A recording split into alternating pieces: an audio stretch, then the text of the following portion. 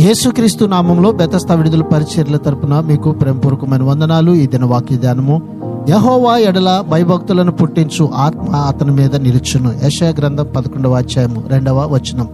దేవుని కుమారుడు మానవుడిగా పుట్టినప్పుడు దేవుని సేవకులందరికీ జరగవలసిన రీతిగానే ఆయనకు దైవాత్మ అభిషేకం జరిగింది. దేవుని సేవకులందరికీ ఈ వచనంలో ఉన్న ఆధ్యాత్మిక సామర్థ్యాలను, తోడ్పాట్లను దేవుని ఆత్మ కొద్దో గొప్ప తప్పకుండా అనుగ్రహిస్తాడు. ఆయన క్రీస్తుకైతే ఈ ప్రభావాన్ని, తోడ్పాట్లను మితము లేకుండా పరిపూర్ణంగా దయచేశాడు. యేసు ఏ పని చేసినా, ఏమి మాట్లాడినా కేవలం దేవుణ్ణి సంతోష పెట్టడం, ఆయనకు ఇష్టం లేనిది ఏమీ చేయకుండా చూసుకోవడం, ఇలాంటి ఉద్దేశాలతోనే చేశాడు. దేవుని పేరున ప్రార్థించే వారి అందరి ఉద్దేశాలు ఇవే అయి ఉండాలి. ప్రార్థన.